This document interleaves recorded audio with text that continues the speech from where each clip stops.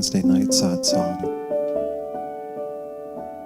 And as we gather on this auspicious day, whether you're listening to this live with us right now or at some other time, I invite you to get comfortable wherever you are.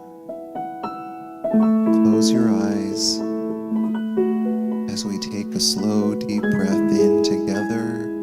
Inhale and gently exhale.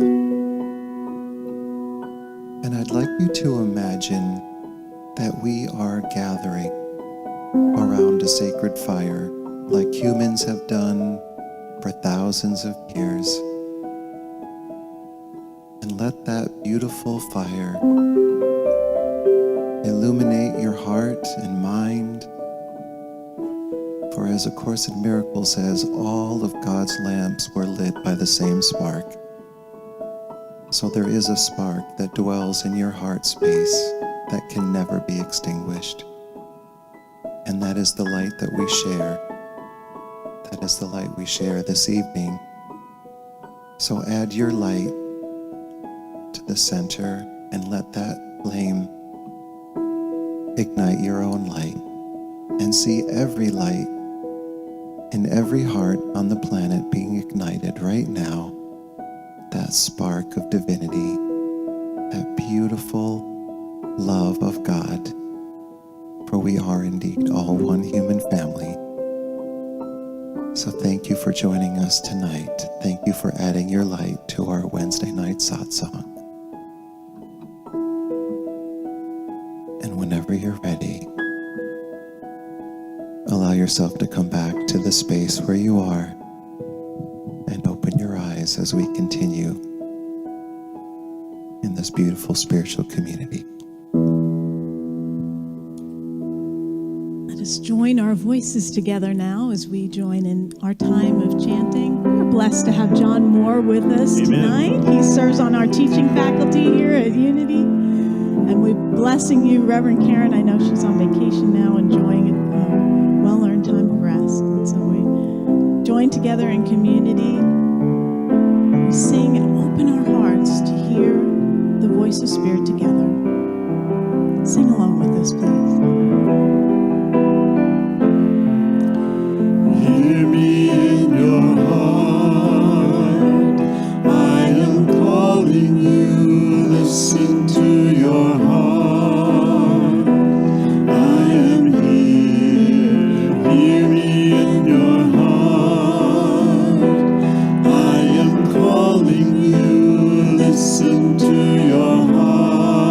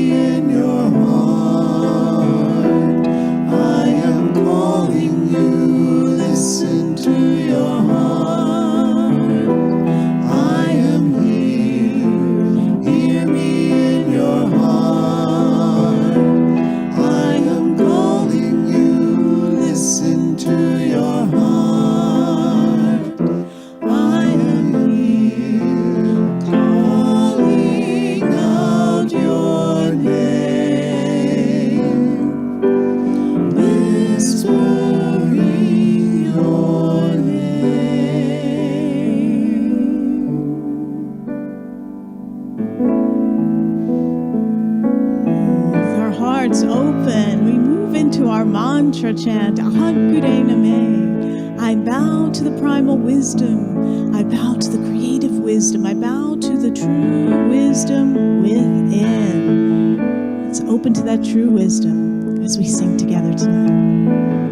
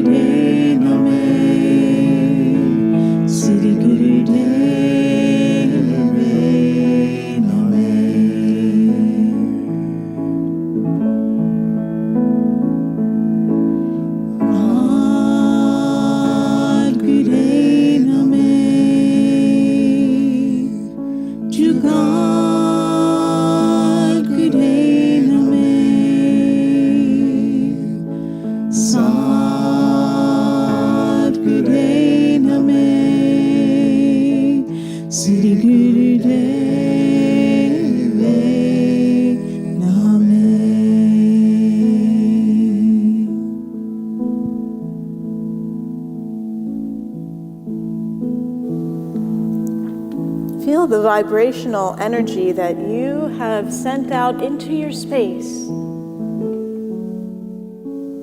Vibrations of peace, of harmony, of oneness. Take that in as you find your seated posture for our meditation practice. Sit comfortably. Feel yourself balanced. If you're seated in a chair, feel your feet connecting with the energy of the earth beneath you. Sit as if you are the Buddha, sitting under the Bodhi tree at the moment of awakening. Your spine erect, your belly relaxed, sitting with dignity, centeredness, the strength in knowing that you have the ability to be open to whatever arises in your practice. If you haven't done so already, I invite you to close your eyes, open your palms, bring your attention to the breath.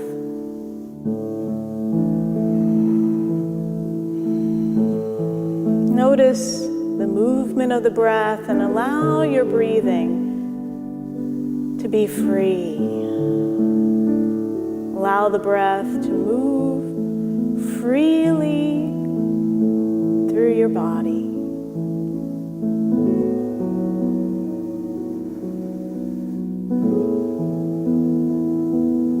Centered, calm, with each breath, feeling greater ease, greater release.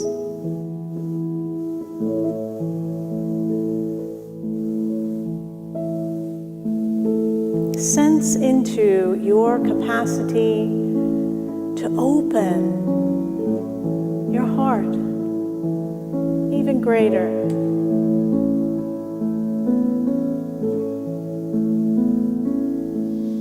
Sense into your capacity to open the energy in your body.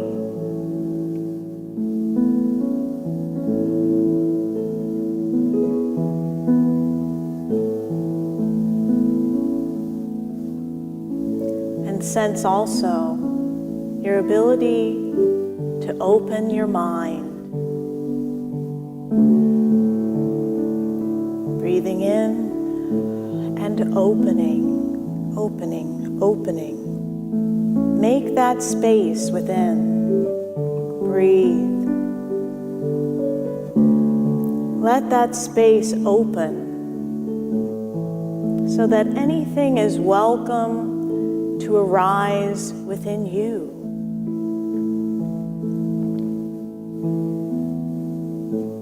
And this openness, this vastness of your inner awareness, be aware of whatever shows itself to you now. Be aware of any feelings that arise.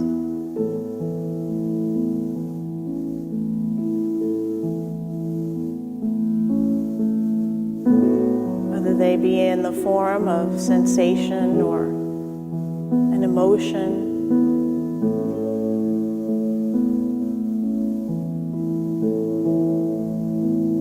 Anything that you may have carried with you in your day that wants to be known.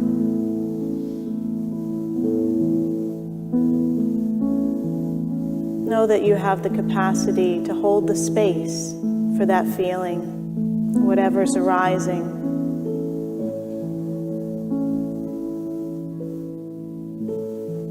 Holding the space for any images that may be revealed as you sit.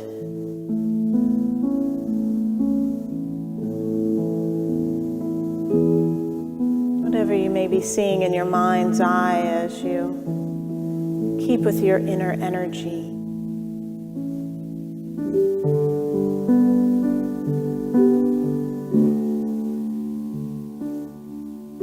Holding space for any sounds you may be experiencing, whether the sounds of your body breathing or your blood flowing, your heart beating, any sounds around you. Simply being aware, noticing, allowing.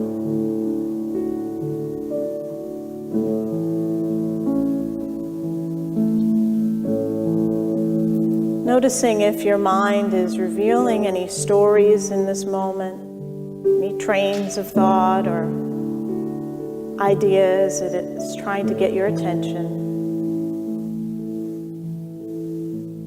Noticing.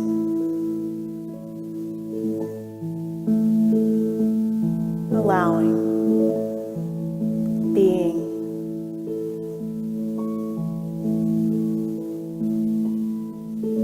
Feel an ease in all that is presenting itself to you. Taking an interest in your inner experience.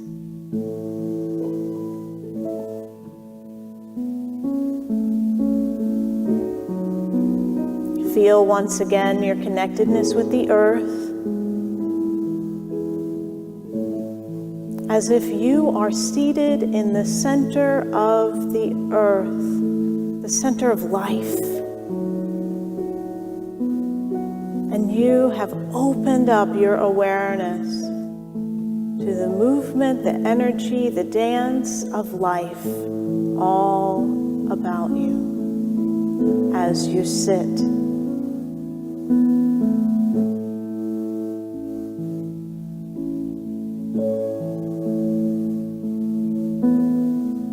Centered in the peace, reflect on how peace and balance benefits you in your life.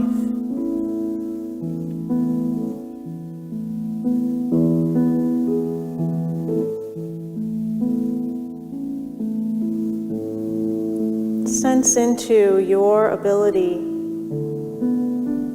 to be at rest in whatever changes are unfolding around you as seasons change, as conditions change, as the world changes. And your ability to rest. Notice how the troubles of yesterday arise and pass away. Whatever is with us today, arising, will pass away. Taking the one seat of the Buddha,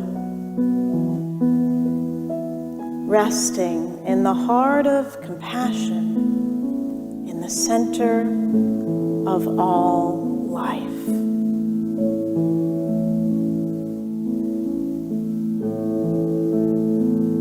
You are at ease. You are open. You are present with all that arises in this earthly experience.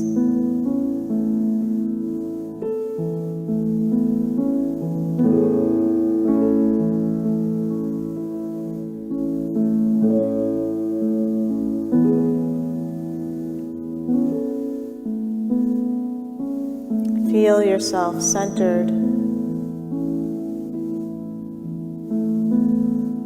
balanced, having the strength to witness the rise and fall of events of joy, events of sorrow,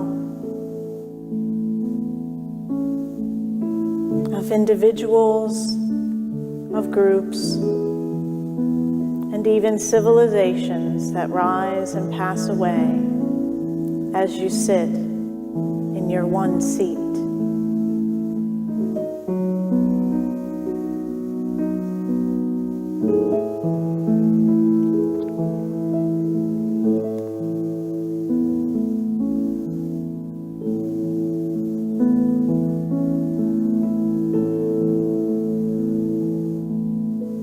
Feeling that centeredness.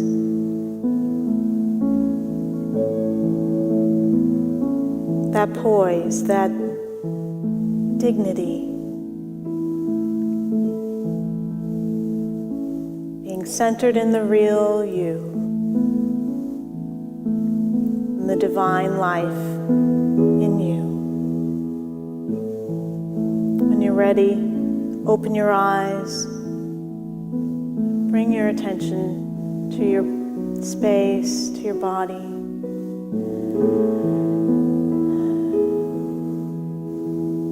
Bring that centeredness, that dignity forward into your experience tonight and into your life. Namaste.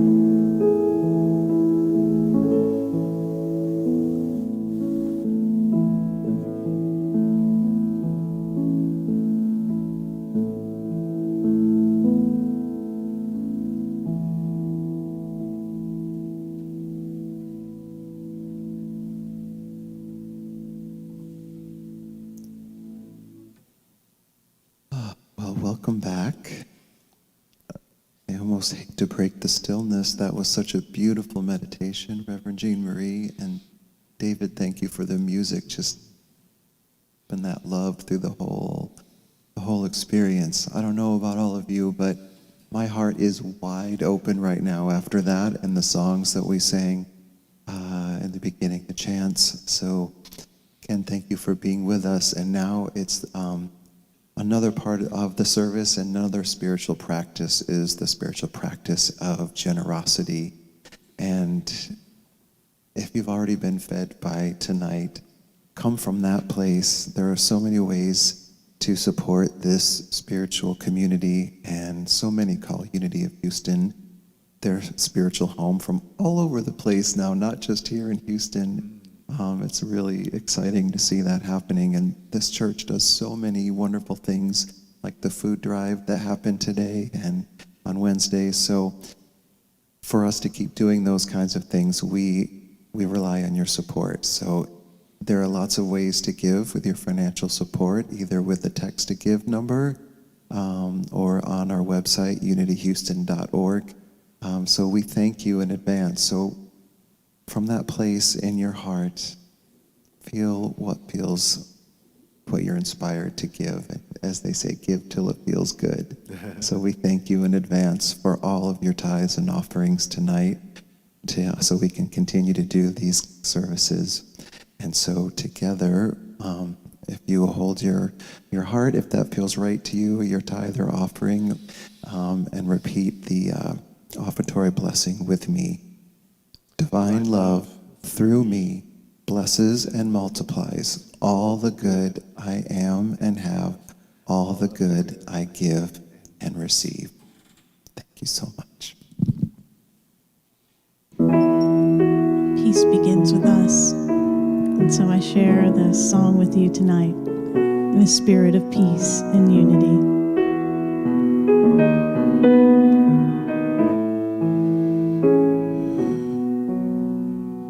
Peace is the promise I make today. There's nothing greater for me to say than to lay down my fears, lay down unhappiness, and surrender to the peace I choose today.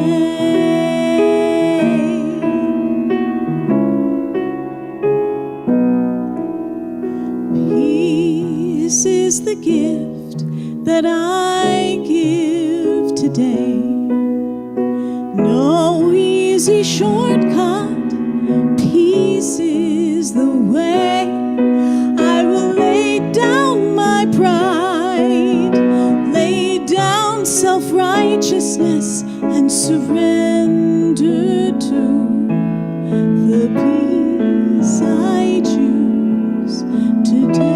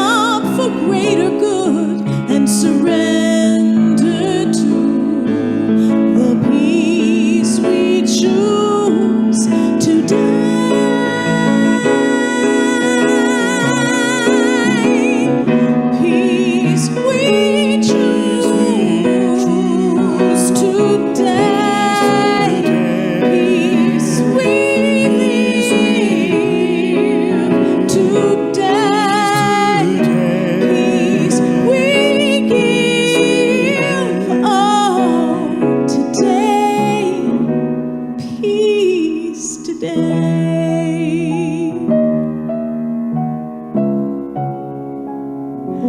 Peace today.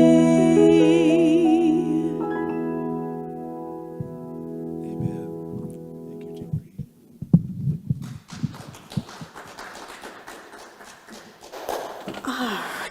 Good evening once again.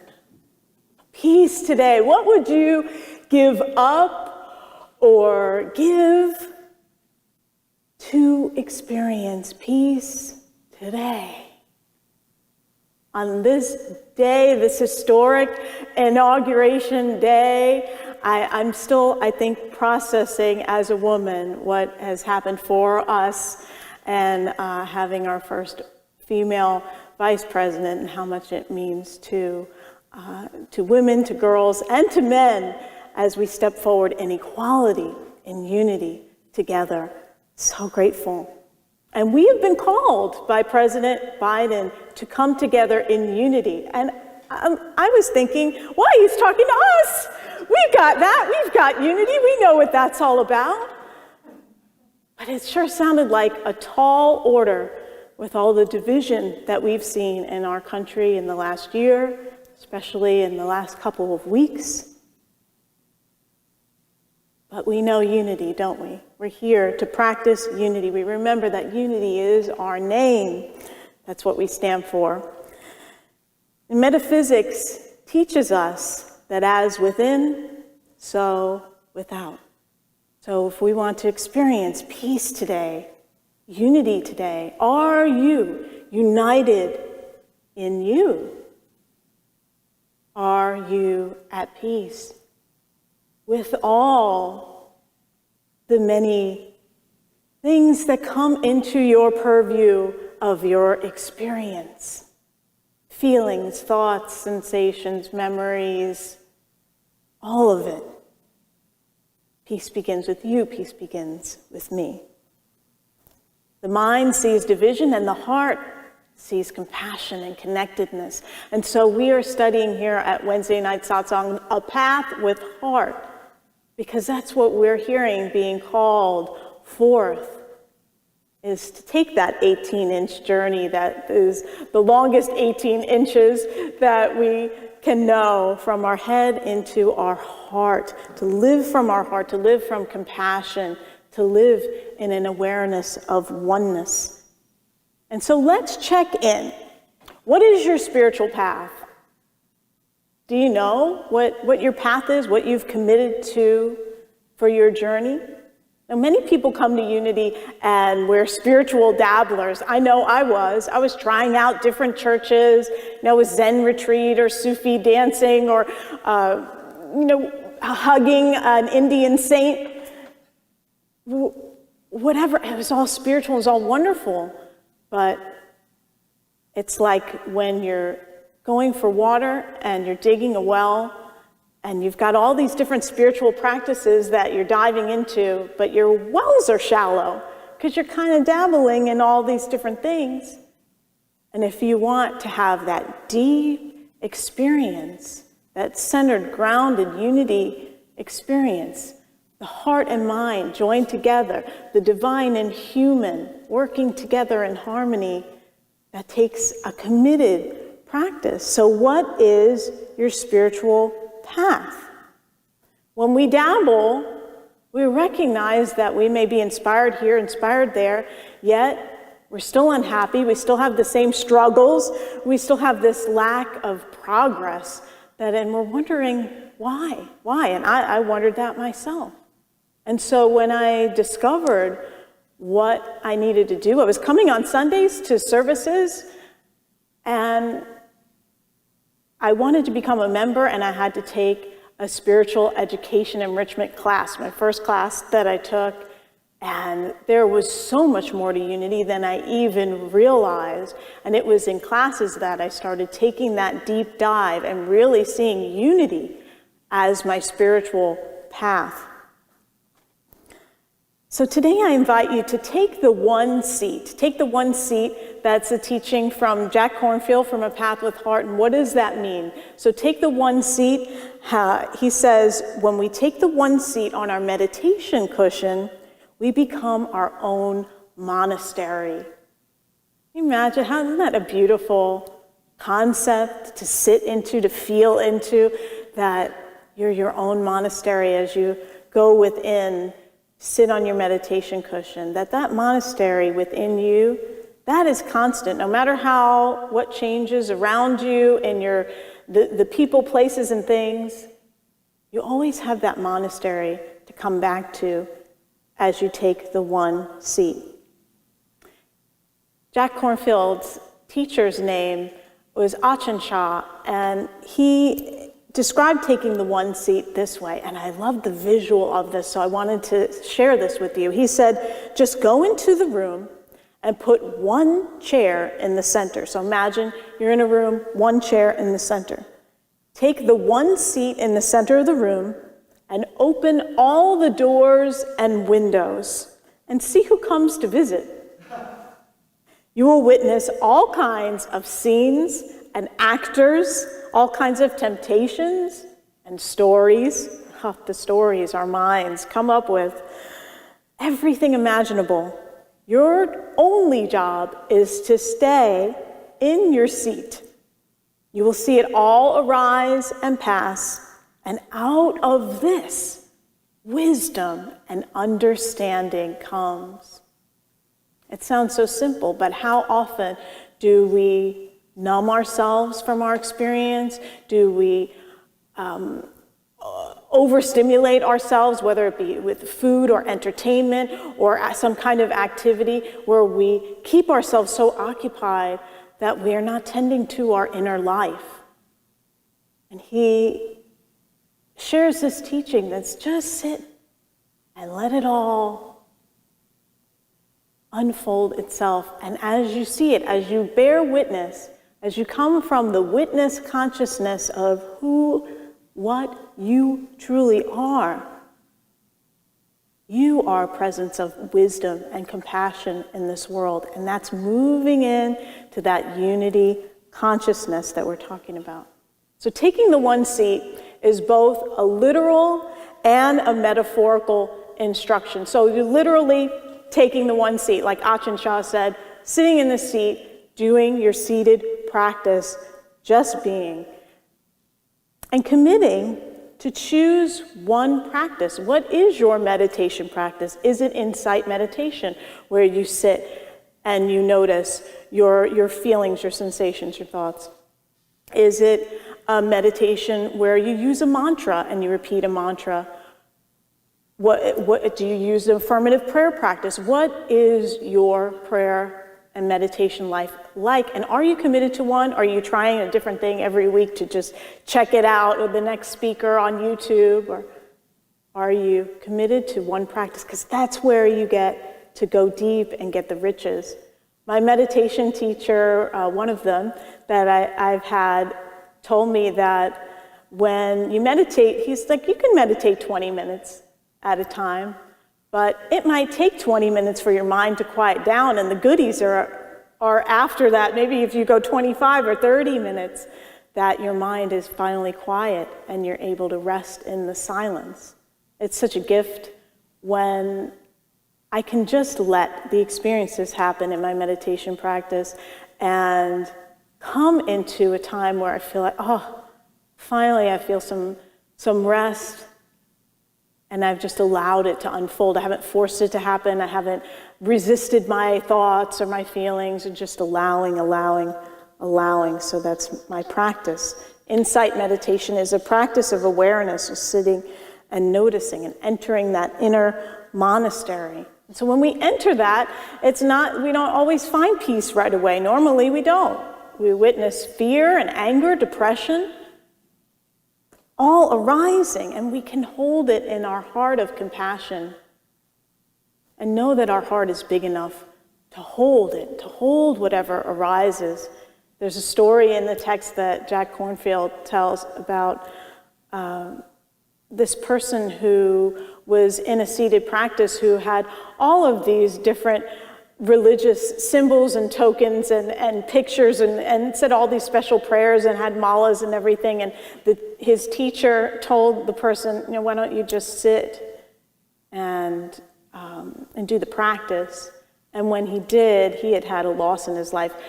Recently, a child, he lost his child, that when he finally just allowed himself to just sit without all of the accoutrement, that he just let himself feel the grief.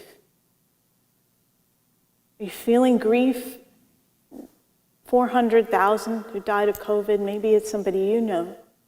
Maybe someone close to you, a family member.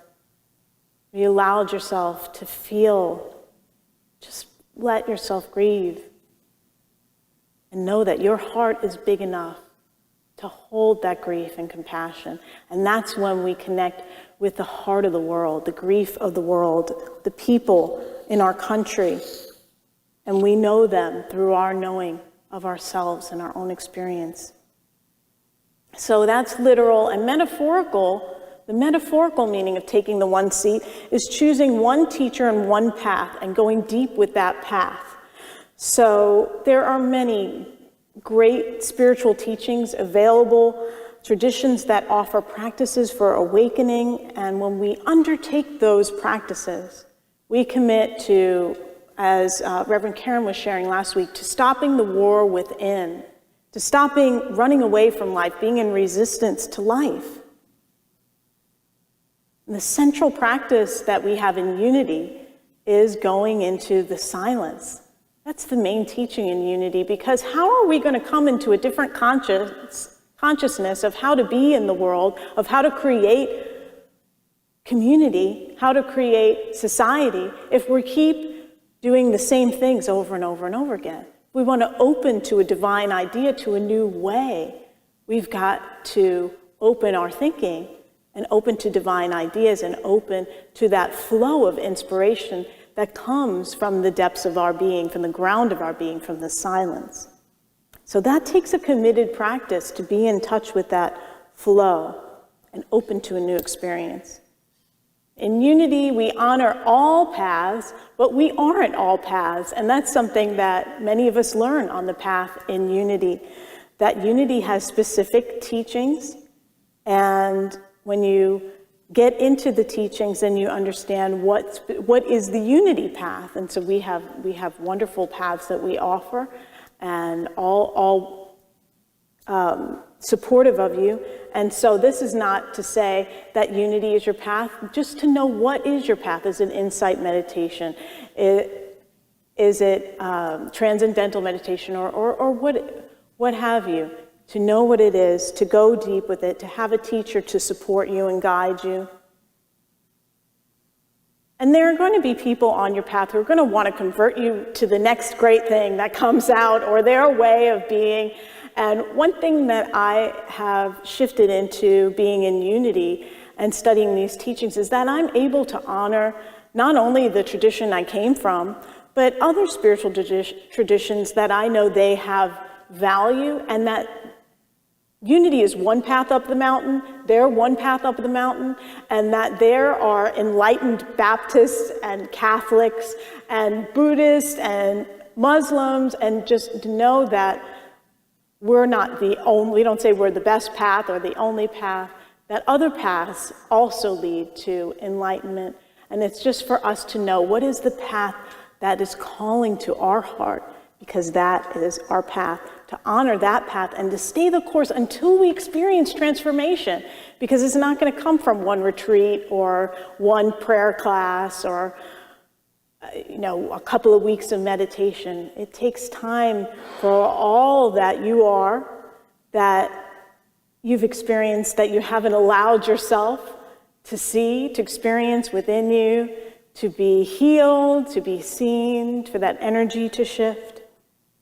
Jack Kornfield says it this way: spiritual work requires sustained practice and a commitment to look very deeply into ourselves and the world around us to discover what created human suffering and what will free us from any matter of conflict. we want to be free from conflict, can we recognize how conflict arises within us? When we're able to do that, we can see how human suffering arises, and we can help our fellow members of our community to come together in knowing that when we know it in ourselves. There are two aspects of taking the one seat, and there is an outward aspect and there is an inward aspect. The outward aspect is committing to a practice that is deep and ancient and connected to our hearts. This is what Jack Kornfield says, that find a practice that is connected to your heart. That is the outward practice, doing it as long as it takes to transform yourself. The inward practice is that once we've committed to that regular practice,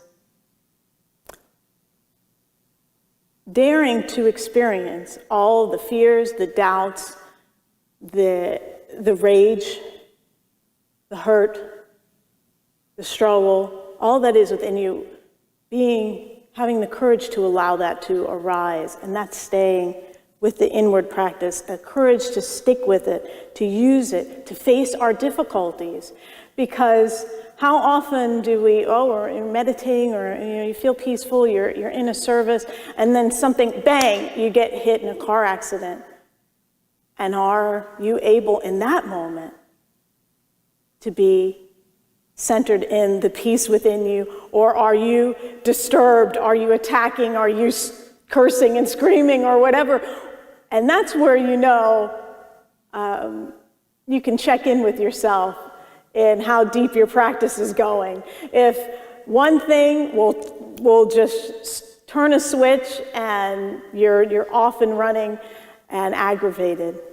And you might consider, how committed am I to my practice if I'm so easily triggered? No, a car accident is a pretty scary thing, but just notice your triggers, right? It could be minor. Anyway. So let's see about this situation we find ourselves in as humans, where we're avoiding our feelings. What is that about? What are strategies that we're using to avoid our feelings? What have you used to avoid your feelings? Maybe it's ice cream. It is for me sometimes. Buddha had doubts, Buddha had temptations, and that's why we can use him as an example for us to follow in our practice. There's a teaching about Buddha's commitment in the face of challenges, and the teaching is called the Lion's Roar. And so on the night of his enlightenment, this is how Jack Kornfield tells it, the Buddha vowed to sit on his one seat and to not get up until he had awakened. He was just going to stay there as long as it took until he awakened, no matter what happened around him. I remember seeing an image of Buddha sitting under the Bodhi tree and a big snake coming up over him and him not moving, right? No matter what happened, he stayed still until he found freedom and joy in the midst of all things in the world.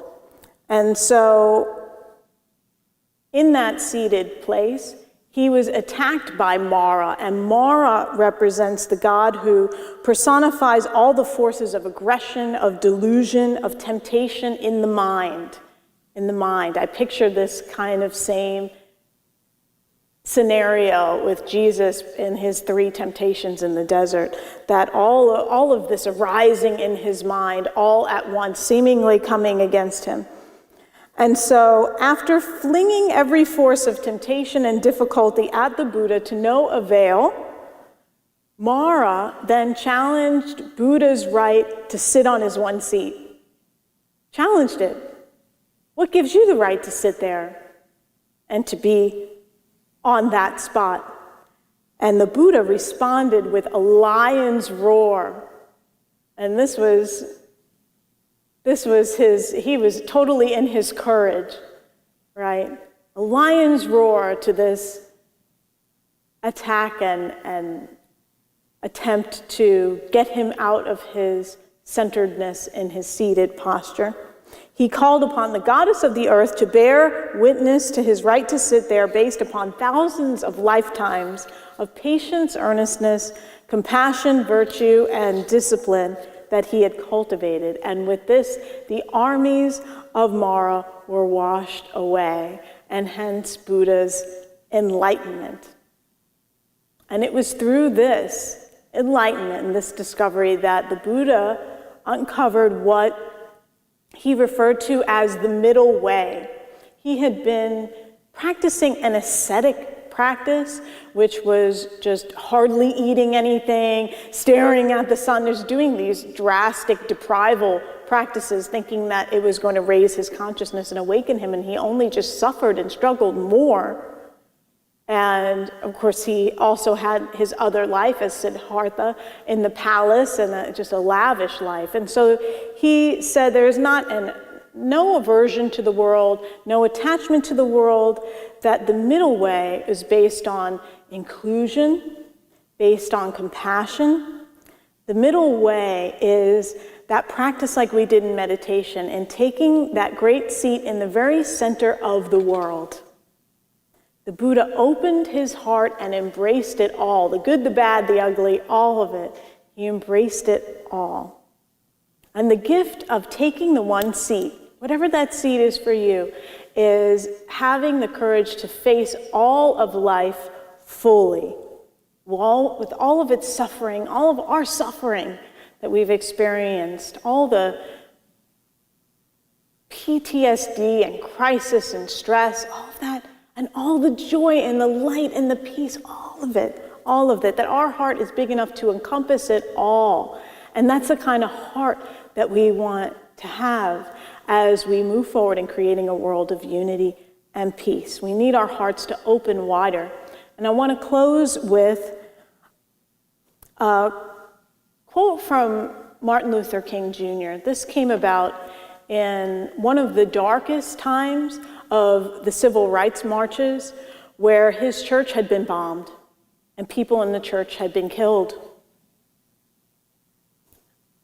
And rather than fight back with violence, he called on his parishioners, he called on all people to come from the power of their heart, to face their suffering in order to bring freedom. And this is what he said to those who attacked him and his church. He said, "We will match your capacity to inflict suffering with our capacity to endure suffering.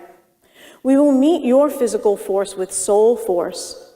We will not hate you, but we cannot in all good conscience obey your unjust laws. But we will soon wear you down with our capacity to suffer. And in winning our freedom, we will so appeal to your heart and conscience that we will win yours in the process." When we're in our hearts, when we live from compassion, from understanding, connection. And so I invite you to know that peace begins with you in taking the one seat. As you take your one seat, you will contribute to unity and peace in the world. Namaste.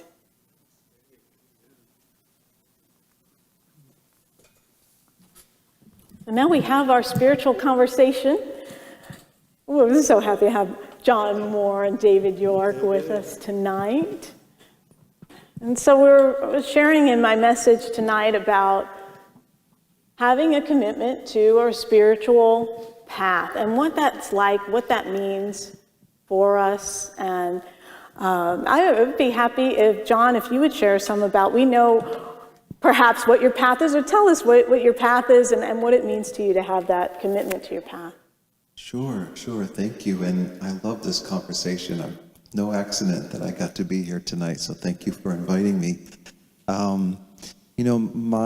The spiritual tradition that speaks most closely to my heart is A Course in Miracles. And I discovered Unity and A Course in Miracles right around the same time, and they do go hand in hand. But I couldn't agree more with what you're saying about, there's dabbling And the more I read and the more I understood about the course, there was just something that resonated with me in my heart. Like, this is it. This is what I've been searching for. And it's not the only way. There's lots of ways, and it's not for everyone. But I just knew that I knew it was for me. And this year, as some of you know, the course has a workbook that has 365 lessons, one for every day of the year. And I've gone through the workbook lessons, I don't even know, at least twice, maybe more than that. But I've never done it starting on January 1st with lesson 1. And I know a lot of Course in Miracles students do that. And I thought, well, what would that be like to have that collective energy?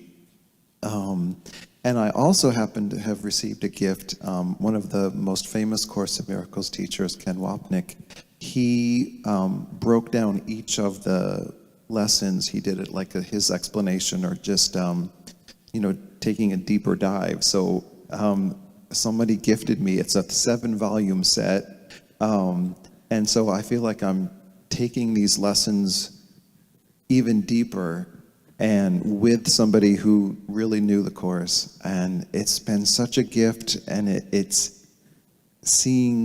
I'm finding it easier to remember to do the practices that are given in it because of this deeper dive. And it's been really exciting to do that this year. Yes, thank you. And thank you for sharing what you are learning in your Course in Miracles classes that you're teaching. Yes, a shameless plug. We're still meeting on Zoom on Mondays at 7:30 Central, and everyone is welcome, whether you're brand new or a longtime student. But we have so much fun on Monday nights also, and it's a safe space to talk about some of these principles. And as you were saying, like, can I still have my spiritual practice when I'm involved in a fender bender, or someone cuts me off in traffic, or some of the more challenging things that life throws at us. And that's a good sign to know if you're if how deep have I taken it, how much have I integrated, because I know people that have memorized A Course in Miracles, that doesn't mean that they practice A Course in Miracles. So, and I catch myself, getting mad at something. I'm like, oh, some Course in Miracles teacher, John, you're getting upset about that. But again, to be gentle with ourselves, but just to know, okay, let me come back to that center. Yes, it's all about awareness. So I try to be mindful and not beat myself up about, I didn't necessarily want to share about this, but I stabbed myself in the arm yesterday. Oh, no. Cooking, and it was an accident. And I had to go to urgent care and get my skin glued. So I was hiding it here, but in my embarrassment. But just really, how can I be with this pain and the shock of what happened without beating myself up? Which I did. I did some of that, a little bit of that, because I just felt like an unnecessary accident, but. I've just been holding it, like that song, that Karen Drucker's song, I'll Be Gentle with Myself, like a newborn baby child. I've just been holding it and blessing it and in its healing, and being gentle with myself, and knowing that as I learn to do that for myself, then I can be that gentle presence for others. Hey. Yeah. Now, David, tell us about your path. Well, first of all, thank you for a marvelous setup. That was a beautiful talk. I'm a church boy.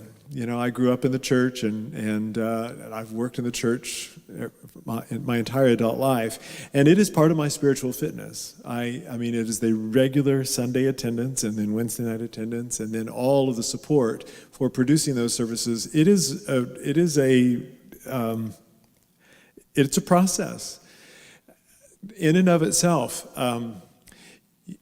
this commitment for inclusion and unity it's a test at times, and we even saw it represented today in some of the speeches, that you don't have to agree, but nonetheless, we are one. I don't think I'd actually heard that exact language, but Ram Dass put it this way, like, okay, you can resist love all you want, but it's still there. And so there's a container that's big enough that includes people who have an adversarial point of view about inclusion. And that's my practice. I use the 12 steps, I use the I Ching, I use Course in Miracles, and I don't really fashion myself as a dabbler. They add resonance to my mainstream practice, and that is unity. I had worked in various churches along the way, and when I turned on to unity, I thought, okay, this is it for me. I really dig this, the idea that Jesus is the great example and not the exception. It's like, okay, I can get behind that. Yeah. I could say more about that, but that's the essence of my journey. And the distractions that I cook up for myself, I have one that I'm actually really just surrendering to without apology. And I call it my COVID coping, and it is napping. and I don't have any anxiety about it at all. If I can be working away, working, and like, okay, I think I need a nap, and I'll go in and I'll be flat unconscious, and sometimes it's only 10 minutes, and sometimes it's longer. And then I get up, and it does kind of mess with my clock a little bit. Sometimes I'm working really strange hours, and I'm good with it. I'm good with it because I can't go to 12-step meetings. I can't have physical contact with my spiritual community in a way that I want. And I accept it as it is, and as it is not. Another part of my spiritual practice, acceptance, genuine acceptance as it is. And so if I need a little coping nap, okay. Should we set up a bed for you? No, Are you okay? No, I'm good. I took a nap this afternoon because I knew I needed to be fully present for tonight. Thanks, John. Good self-care. Yeah, self-care. It's an important part of our spiritual life. Yeah. Anything hanging out there that we want to share? Yeah, I was just thinking about, your arm and just allowing yourself to hold. I mean, what you shared in your message was so beautiful about making room for it all, and how much. I mean, I'm a mint chocolate chip ice cream guy myself sometimes, but one of the other practices that came to mind when David was speaking, I remember a couple of years ago I got a new car, or leased a new car, and it somebody within like the same day I got it, there was a scratch on it, and I'm like, really? And I made the decision that even if I wasn't feeling like whoever did it was a child of God, I was going to call them. I said, look, some beautiful child of God scratched my car, or some beautiful child of God just cut me off. And even though sometimes the energy when I say that isn't as peaceful as I just said it now, but it helps me to laugh about it and to remember the truth that is a child of God, and God sees us all as innocent. And so it's a little fake it till you make it kind of thing, but it's a practice that I use that helps me stay rooted in the principles of the Course, that we are all innocent. Yeah. And it may not have happened on purpose. It probably was just negligence in some way. And it was a lesson that had enough resonance that it even made its way here. Yes, it's that like little thing. No accidents, as you say. Everything can be used. That's right. I have one more thing I want to suggest, Reverend Jeanmarie, because when I was listening to you talk about meditation, and I've been around this kind of discussion a long time, and I do not meditate like that.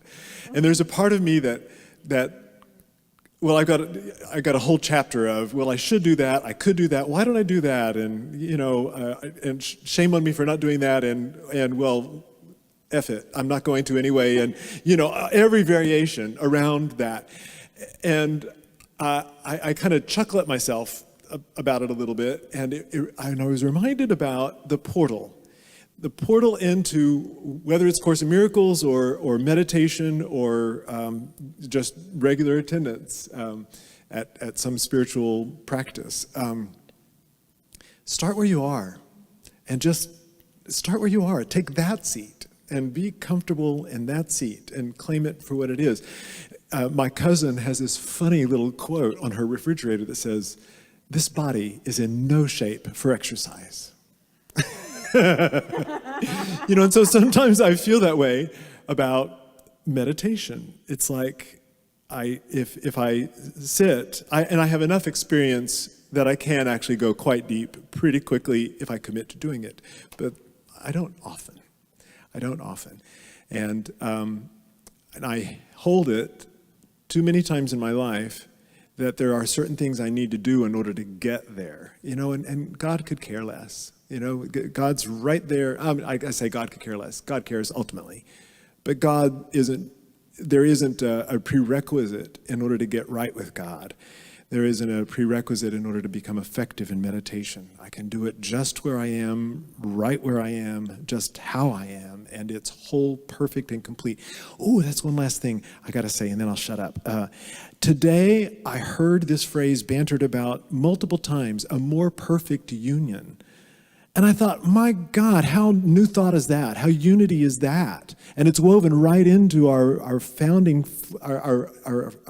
language, that we are a perfect union, but we are forming a more perfect union. So that's sort of my point, is that we are whole, perfect, and complete just as we are, and we are becoming a more perfect self all the time. It took me a while to get there, but that was the point I wanted to make. I want to know how you meditate, Reverend Jeanmarie, with a little one around.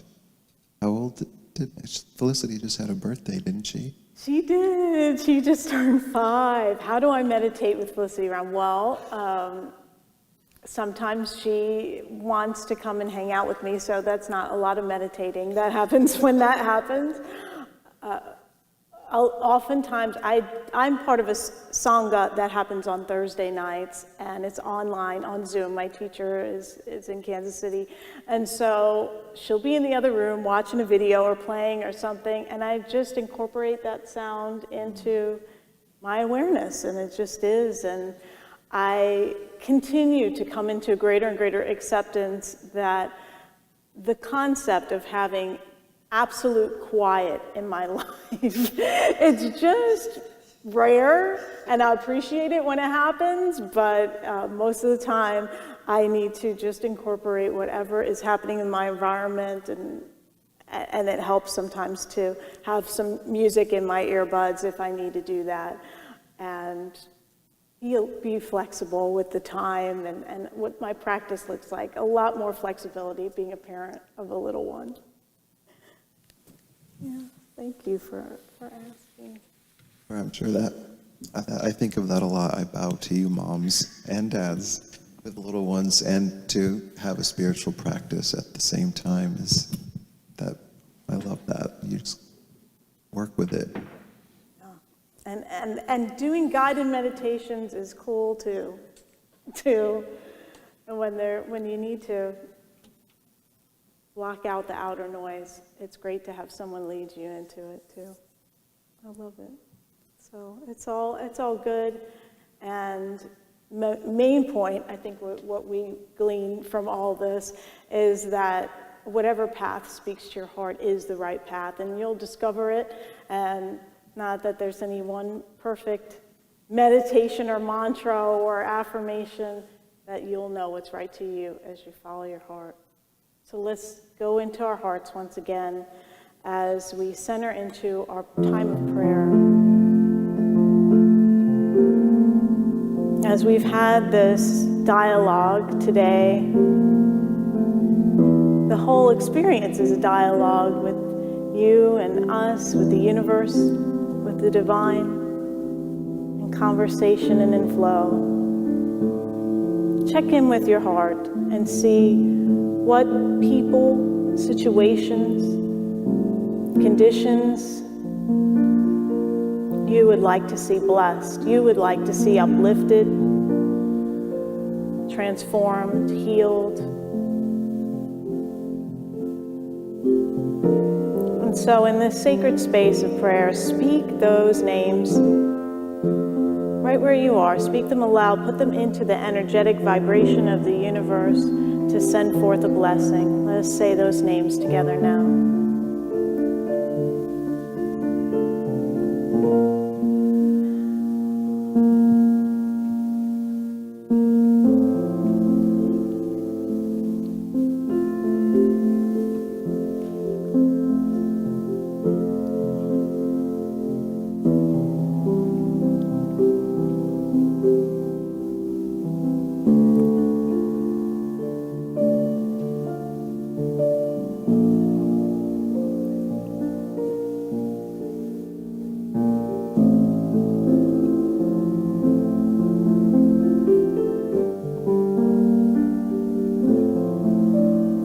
these beloved children of God in light.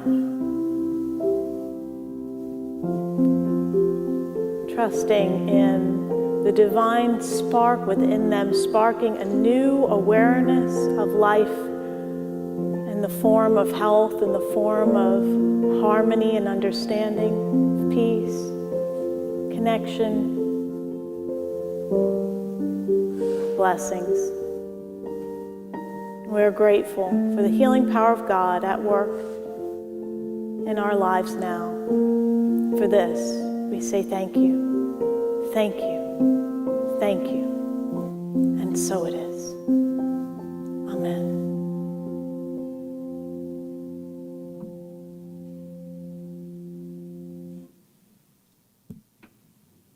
And I get to say thank you for all these exciting opportunities of connection that are coming up here at Unity of Houston, and they can be attended from wherever you are.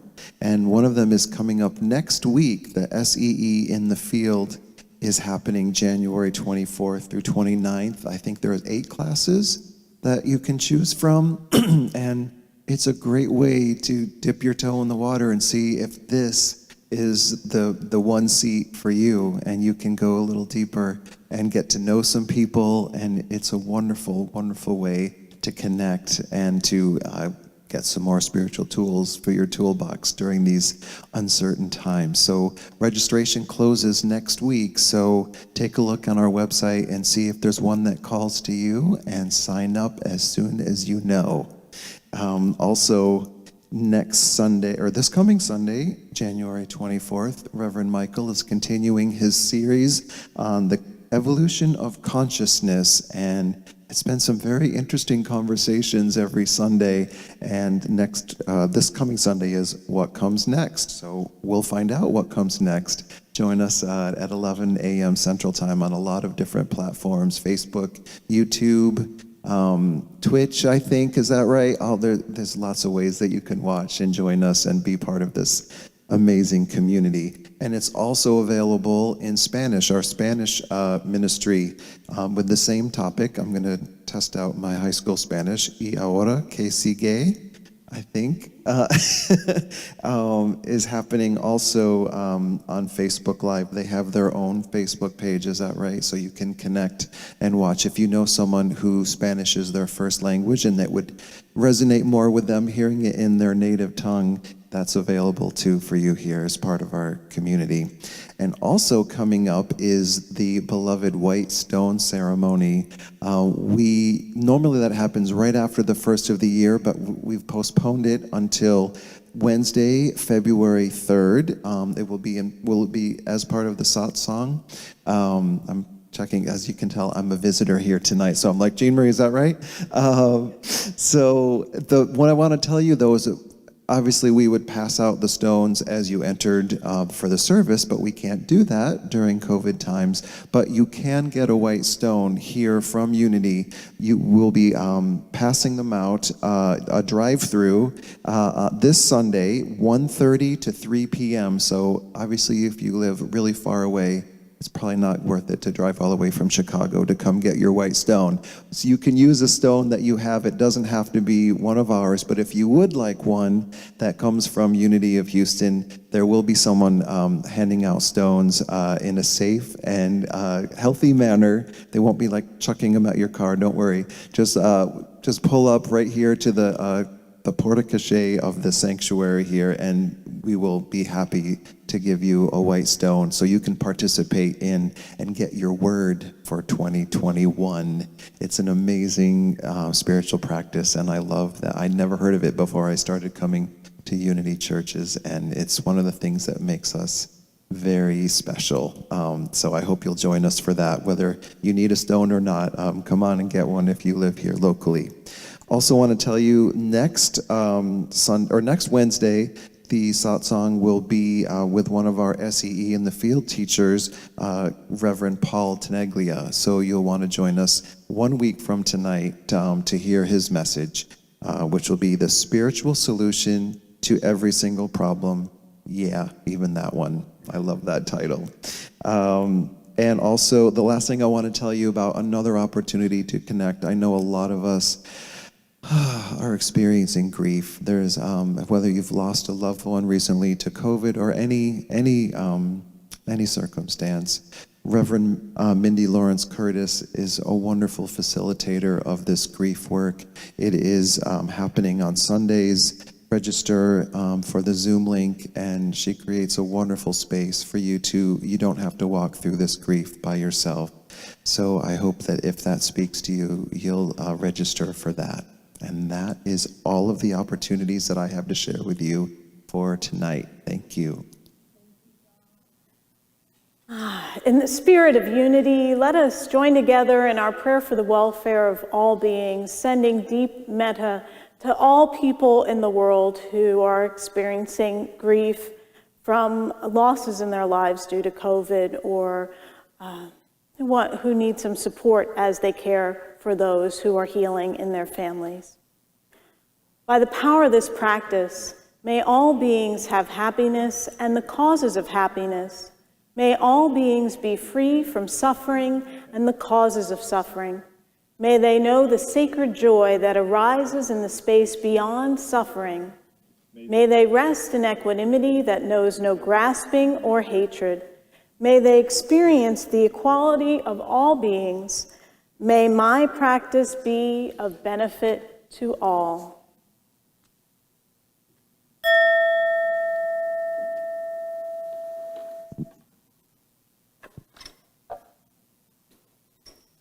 Namaste. Namaste.